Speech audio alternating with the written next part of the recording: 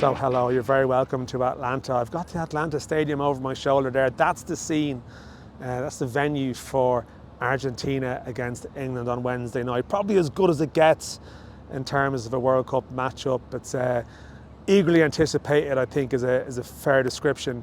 And it's a proper heavyweight contest, a proper rivalry at this stage of the competition. It's exactly what you would want. Now, the last time I recorded something from here was in the aftermath of Cape Verde's draw with Spain at the beginning of the competition around a month ago. It's funny now you think about it, Pico Lopez is back home in Dublin on Tuesday night winning a Champions League tie, while the Spanish team that he faced are now 90 minutes away from greatness. Well, I mean, they've probably already assumed that by being European champions, but becoming world champions is a very realistic possibility after their victory over France. Who's going to be facing them? Well, that's going to be decided here. And it really is a game that I think it feels like it could swing in either direction. Have either side been impressive to get to this point? There's been a lot of emotion in their respective journeys, but it's going to be, I think, a proper tie. There's a lot of anticipation, as I said, around the place.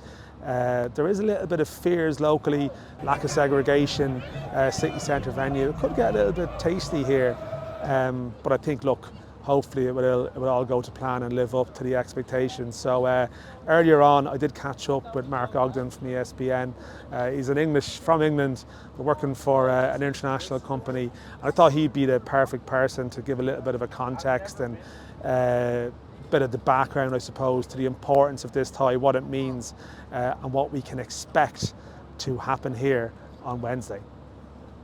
So Mark, we were talking on a bus coming out of, where were we? Miami. Miami at the weekend, and you were making the point that England-Argentina is maybe the most iconic World Cup gathering. And I was thinking about it after, Yeah. it's like, yeah, like Brazil-Italy definitely is a shout, but I mean, to have a game in modern football that hasn't happened in 24 years, at a time when in club football, but even in Europe with the Nations League, like France and Spain have played 3 years in a row. This is on a pedestal, this tie, isn't it? There are a few reasons for it. I mean, over the years, you've asked the FA, the English FA, why you're not playing Argentina, and the Nations League is an issue because they have to play European teams. There aren't many options to play in friendlies.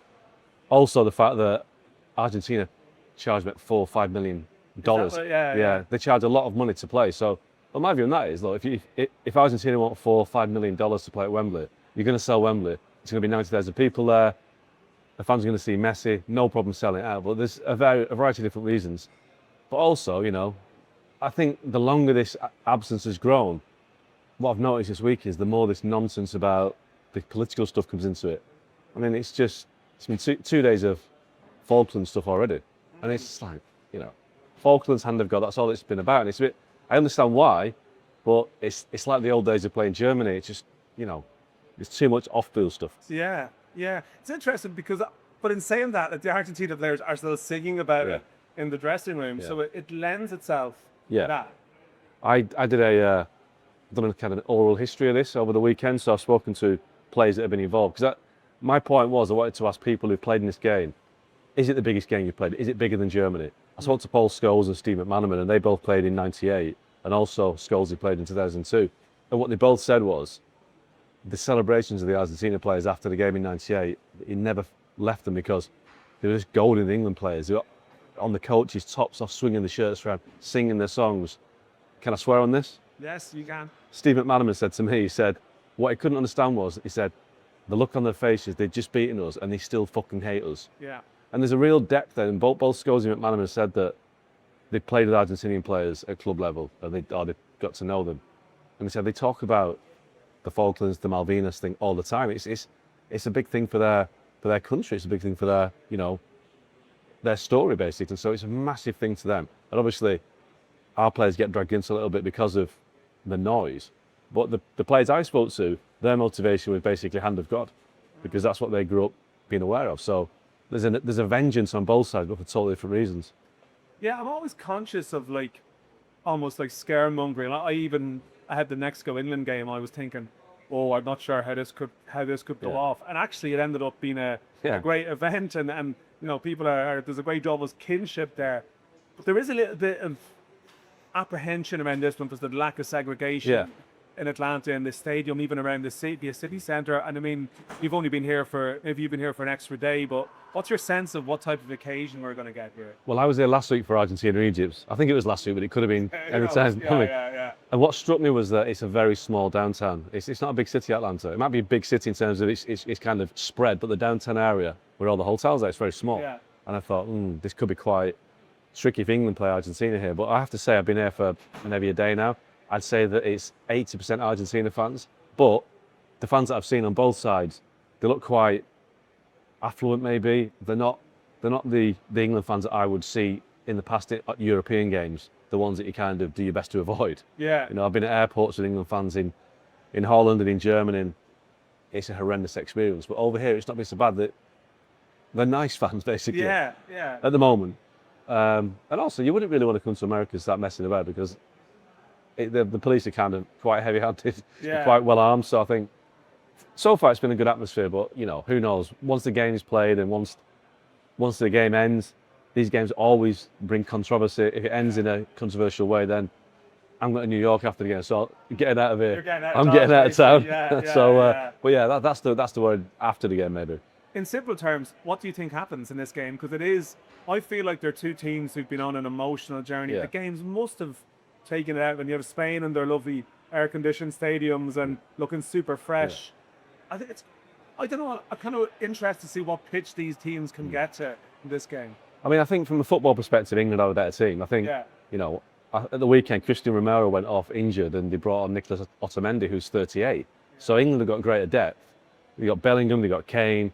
Obviously, Argentina have Messi, but I think if it's a football match, England win it, but it won't be a football match. It'll be an emotional game.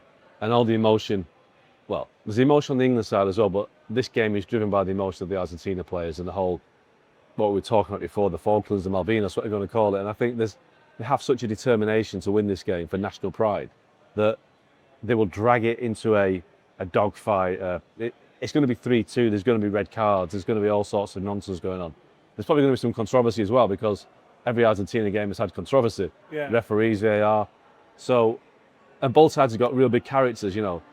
You've got Lisandro Martinez, you've got Jude Bellingham, you've got Declan Rice, you've got Alexis McAllister. There's going to be fireworks, but great. Yeah, so what are you thinking? What are we saying here? I think England win it. I do. I think England win it. I don't think they got much hope in the final against Spain, but I think England win this one. But it could go either way. It really could. I'm expecting a really great occasion. I mean, like you say, it's 24 years since they played in the World Cup. The last friendly was 21 years ago. Yeah. This game's been kind of cold storage, but it won't be very cold for long. I know that. Yeah. Just finally, like, we're in that last week where we're focusing on the games, but also we're having a little bit of that reflections on the competition. And you're working for an American company, international company, but very much like American focus in terms of the audience. What's your sense about it? Well, it's been a massive success. I mean, we all came over here with concerns about how things would go. I don't think those concerns have been met. The stadiums have been full. There's not been, I can't think of many, incidents with ice at games, that sort of thing. I think all the concerns haven't been there. The football's been brilliant. The best players have turned up. The superstars have basically come out to play. So, and from an ESPN perspective, again, we've noticed a huge audience watching this.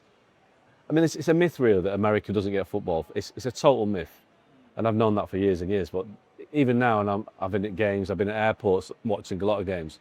I was at LaGuardia last week, and I think the game might have been Spain-Portugal. Again, I can't remember.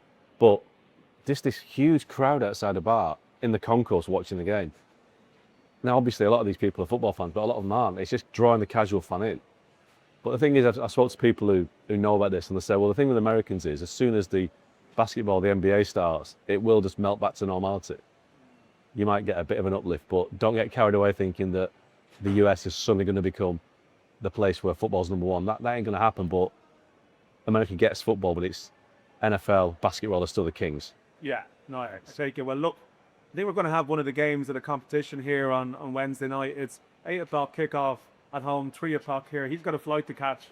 I feel like it could be a long night, though. It could be one of those. We'll see. It could be, but I won't be here. Yeah. Listen, Mark, great to catch you up. Thanks very much. Cheers. Yeah, stick with us on the Irish Defend. We'll have reflections after the game on Wednesday night.